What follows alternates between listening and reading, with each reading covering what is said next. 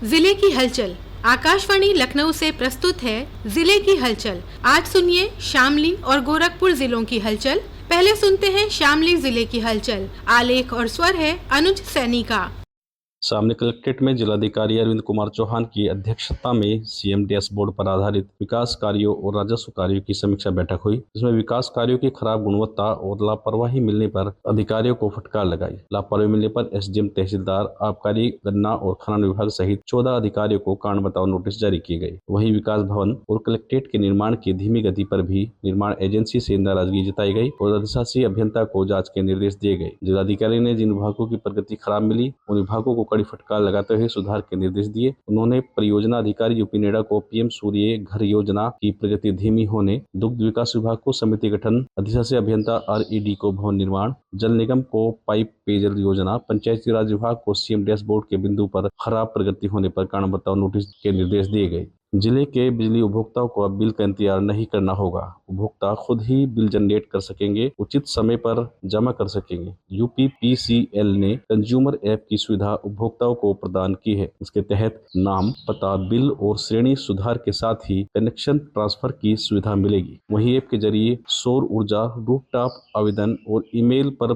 Bill पाया जा सकेगा। मुख्य अभियंता पीके अग्रवाल ने बताया कि Uttar Pradesh power corporation limited ने उपभोक्ताओं की सुविधा के लिए यूपीपीसीएल कंज्यूमर ऐप लॉन्च किया है। इसमें अब बिजली की तमाम सेवाएं घर बैठे ही मिल सकेंगी।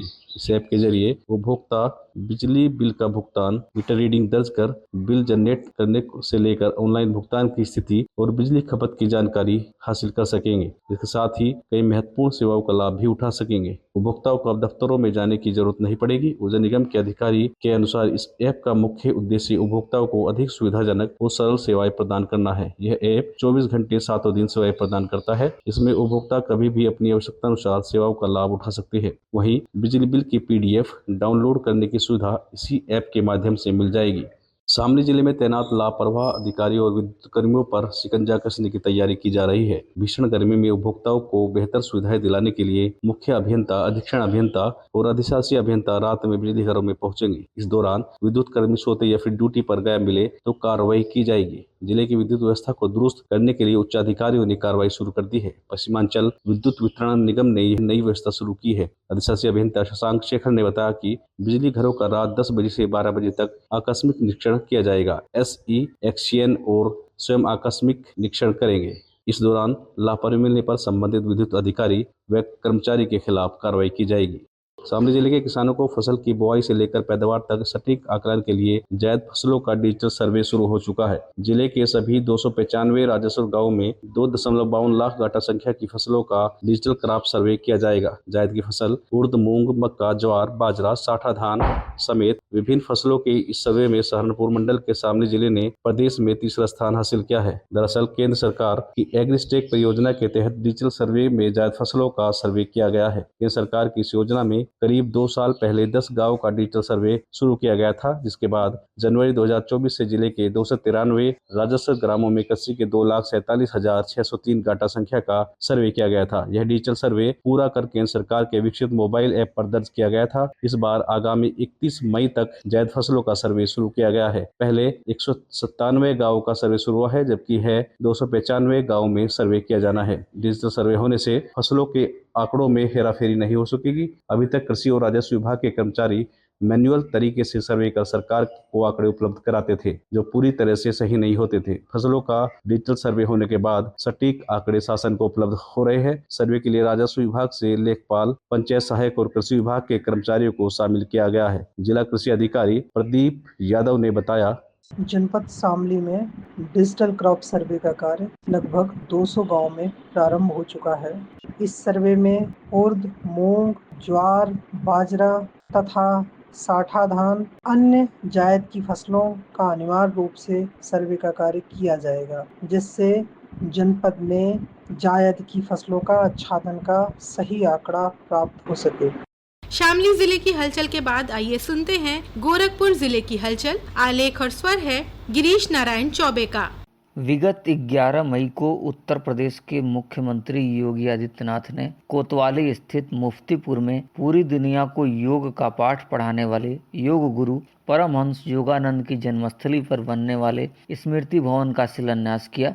सीएम योगी आदित्यनाथ ने कहा कि विकास सार्थक तभी जब सुरक्षा है, सुरक्षा के बगैर समृद्धि भी नहीं रहती। 2017 के पहले विकास इसलिए नहीं हो पाता था क्योंकि सुरक्षा नहीं थी। उन्होंने कहा कि प्रदेश तेजी से आगे बढ़ रहा है। प्रदेश का कोई भी शहर विकास भी कर रहा है और विरासत का संरक्षण भी कर रहा है। विरासत का संरक्षण हो रहा है तो युवाओं को रोजगार मिल रहा है। बॉर्डर पर चल रहे संघर्ष पर सीएम ने कहा कि पाकिस्तान आतंकियों का सबसे बड़ा आका है। अब ब्रह्मोस मिसाइल लखनऊ में बनने वाली है। इसे फिट करने से दुश्मन के आका भी खत्म हो जाएंगे। ये तभी है जब सुरक्षा का भाव हर नागरिक के अंदर हो। हम तभी सुरक्षित जब हमारा देश सुरक्षित है। हमारी प्राथमिकता में देश पहले होना चाहिए।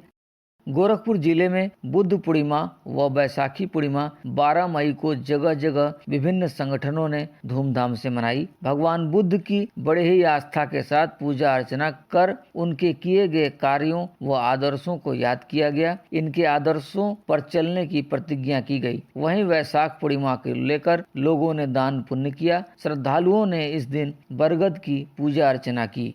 जिला रविदास महासभा के लोगों ने अलवापुर प्राचीन रविदास मंदिर के प्रांगण में तथागत गौतम बुद्ध का जन्मोत्सव बड़े ही धूमधाम से मनाया। जातीय जनगणना को लेकर योगीराज बाबा गंभीरनाथ प्रेक्षागृह में कार्यक्रम का आयोजन 19 मई को किया गया। इस अवसर पर उत्तर प्रदेश के मत्स्य मंत्री डॉक्टर संजय निषाद ने बाइक रैली निकाली। इसके बाद संगोष्ठी में शामिल हुए। कार्यक्रम के तहत उन्होंने कहा कि जातीय जनगणना सिर्फ आंकड़ों की बात नहीं, यह हक और प्रतिनिधित्व की बात है। जब तक मछुआ समाज की वास्तविक जनसंख्या की गणना नहीं होगी तब तक हमें योजनाओं में हमारा हक नहीं मिलेगा। मछुआ समाज की सभी उपजातियों को अनुसूचित जाति की सूची में परिभाषित किया जाना अत्यंत आवश्यक है ताकि उन्हें शिक्षा, नौकरी और विकास के अवसर मिल सके। उन्होंने संविधान में सूचीबद्ध अनुसूचित जाति मझवार, तुरैहा, तारमाली, पासी की सभी 17 मछुआ उपजातियों के संबंध में महत्वपूर्ण संवैधानिक तथ्यों का उल्लेख किया। उन्होंने कहा कि समाज अब सिर्फ गिनती में नहीं, नीति निर्धारण में अपनी भूमिका दर्ज करेगा। डॉक्टर संजय कुमार निषाद ने बताया कि उत्तर प्रदेश सरकार और केंद्र सरकार मिलकर मछुआ समाज के जीवन में वास्तविक बदलाव ला रही है। उन्होंने कहा कि हो रहा है, आधार कार्ड और बैंक पासबुक लग रहे हैं कि उनको जो है अब रजिस्टर्ड हो जाएंगे कितने मछुआरे हैं जो काम करना चाहते हैं, तो उसी रजिस्ट्रेशन के हिसाब से उनको हम आवेदन लेंगे, उनको हम अनुदान देंगे, उन्हें आगे बढ़ाने का काम करेंगे। गोरखपुर जिले के करीब 450 से अधिक सामुदायिक स्वास्थ्य अधिकारी CHO ने हर मंगलवार को स्वास्थ्य सेवा से जुड़े अहम विषयों पर संवाद होगा। इसके लिए मुख्य चिकित्सा अधिकारी डॉक्टर राजेश झा ने 20 मई मंगलवार से ई-आरोग्य पाठशाला की शुरुआत की। इसके जरिए आयुष्मान आरोग्य मंदिर पर तैनात सभी CHO का क्षमता संवर्धन किया जाएगा। स्वास्थ्य विभाग की इस विशेष पहल में अखिल भारतीय आयुर्विज्ञान संस्थान, एम्स गोरखपुर और सहयोगी संस्था इको इंडिया मददगार बने हैं। प्रत्येक संवाद सत्र में एम्स के विशेषज्ञ चिकित्सक हिस्सा भी लेंगे। ई-आरोग्य पाठशाला की शुरुआत करते हुए CMO ने कहा कि हर महीने बेहतर प्रदर्शन करने वाले प्रतिभागी को सम्मानित किया जाएगा। उन्होंने कहा कि ई-आरोग्य पाठशाला बेसिकली एक लर्निंग प्लेटफॉर्म है कि जो बेस्ट ट्रेनर पॉसिबल हैं, चाहे वो BRD के हों, चाहे वो एम्स के हों या हमारे यहाँ के लोग हों, उनको हम इसमें लाएंगे और वो लोग इसमें अलग अलग टॉपिक पे पढ़ाएंगे। और ये करीब 1 घंटे का होगा। हर मंगलवार को हम लोग इसको करने जा रहे हैं और इससे CHOs को निश्चित रूप से ही बहुत फायदा होगा। ये था आकाशवाणी लखनऊ के क्षेत्रीय समाचार एकांश द्वारा प्रस्तुत जिले की हलचल का आज का अंक।